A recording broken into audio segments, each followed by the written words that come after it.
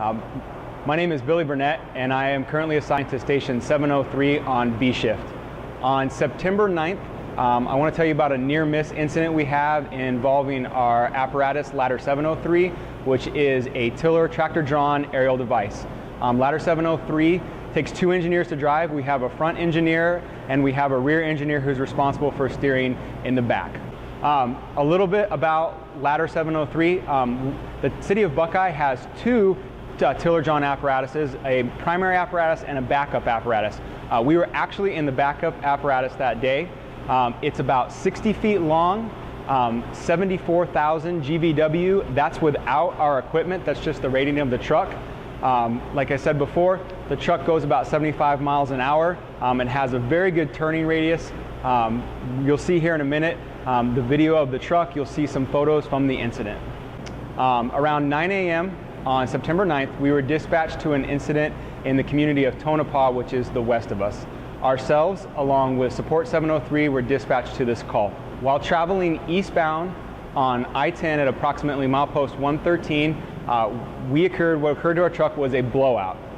At this time, we were traveling approximately 70 to 75 miles an hour when the front right tire near the captain's door separated and blew. Immediately when this occurred, the truck shook violently. We didn't quite know what was happening. It happened so quickly.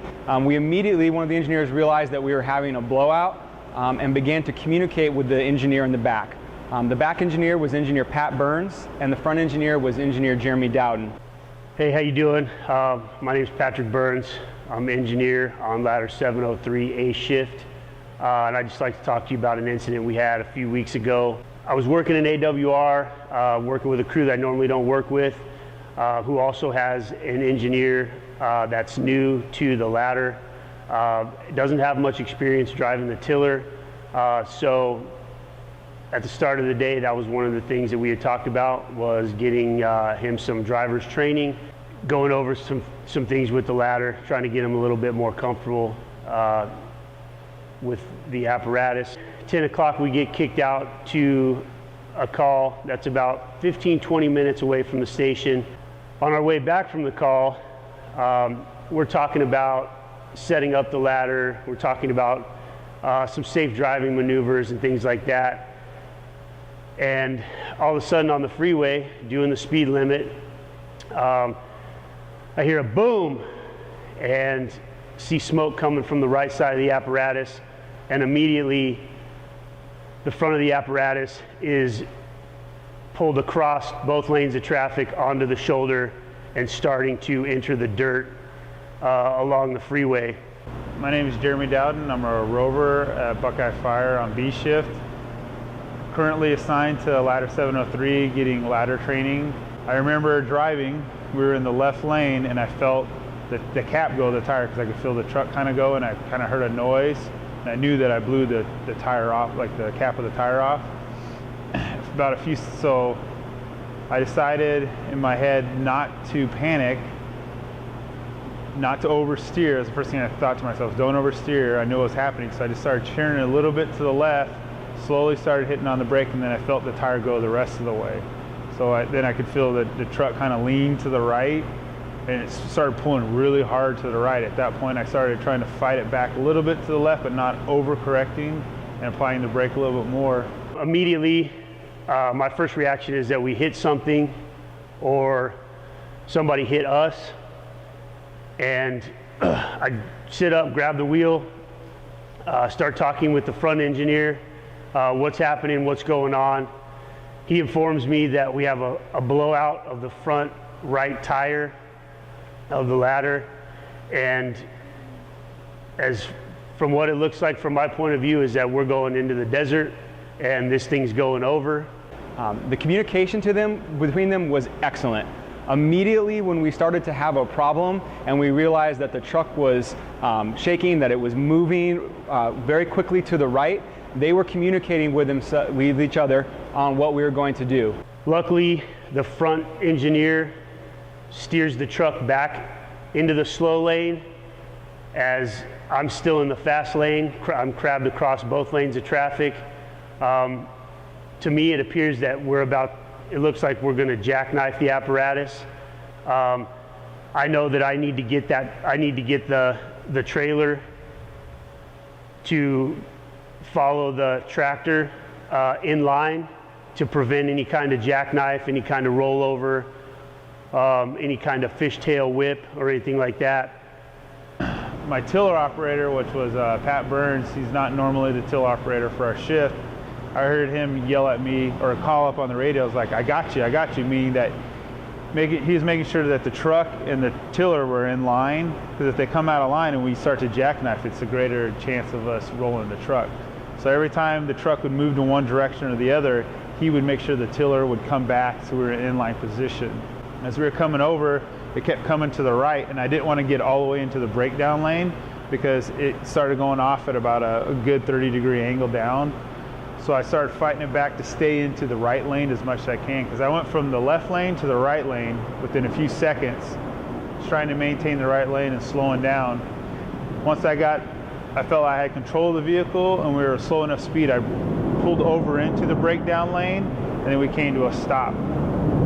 Later, when I went back to look at where the incident started, I could tell I was approximately 200 yards from where the tire blew out to where we came at a final rest. So as we're S-ing down the freeway, trying to keep the apparatus on the freeway, trying to avoid other vehicles. After about 200 yards, we finally get the ladder lined back up, safely merge over to the shoulder, kind of gather ourselves a little bit, and just start to discuss kind of what happened, how it went. There was some huge points of emphasis of what saved us and what helped us to keep the ladder upright. The front engineer, not having much experience driving the ladder, did a really good job. He didn't oversteer.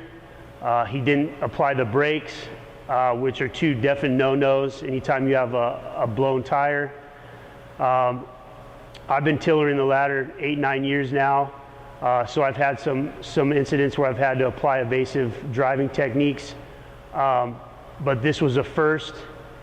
I just wanted to make sure that I could try to avoid jackknifing, try to keep that trailer in line with the tractor, and just roll to a stop.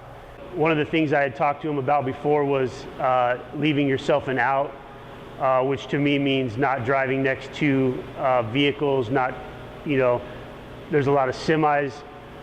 Just always making sure that all sides of the truck are as clear as they can be in case something like that happens, in case you have to swerve or make any kind of evasive maneuver. The other thing we talked about that some people kind of get complacent on is wearing your seatbelt, and just knowing the difference between each apparatus. Just because you've driven one apparatus doesn't mean that you can just go and drive all of them.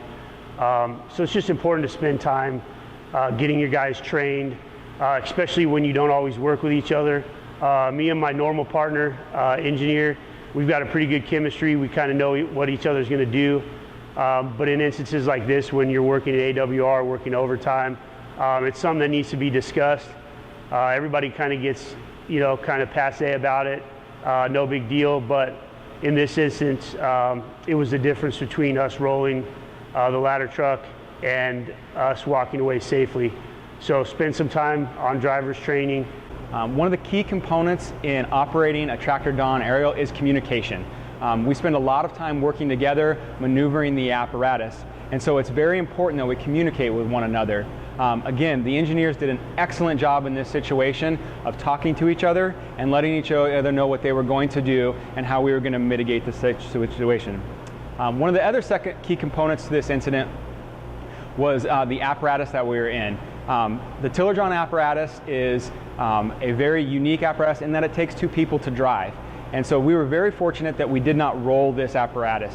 The back component where the driver sits is just basically a small box, basically with a windshield. It's got seatbelt in there, but it is very exposed to the elements. It can be very exposed if we were to roll the apparatus.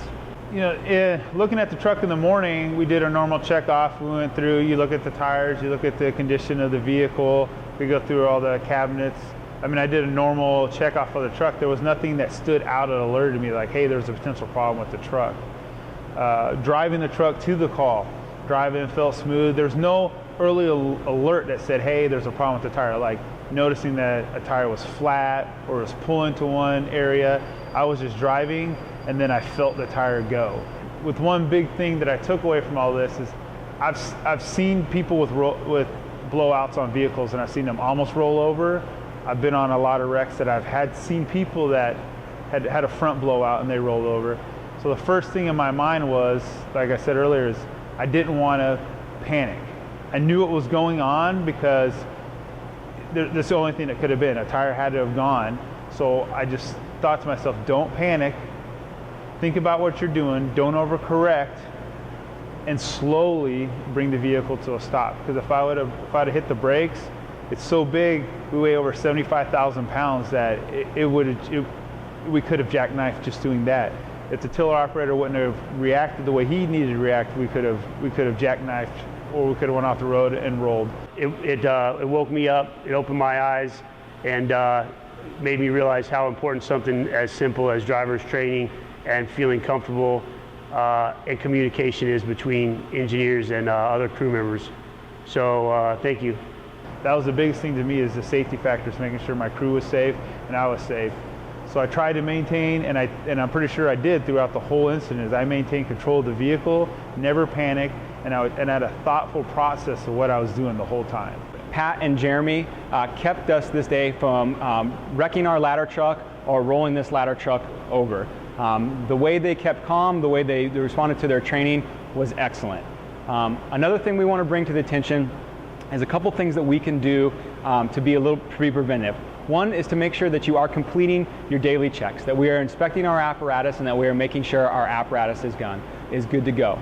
Sometimes there are things that we can't foresee or can't tell, but we can minimize that by doing our duty to make sure that we thoroughly inspect our apparatus. And usually we do a very good job of it. In this case, it was something we could not, it was unforeseen. The other thing to do is we want to remind everyone to wear their seatbelt. Sometimes it's easy to forget, but when the fire apparatus is in motion, we need to be wearing our seatbelts. The time it took from the time the tire blew until we came to rest, it seemed like it took only 2-3 seconds. It was just in the blink of an eye it happened, and there was no time to put any safety equipment on. So I really encourage you to wear your seatbelt when the fire truck is in motion.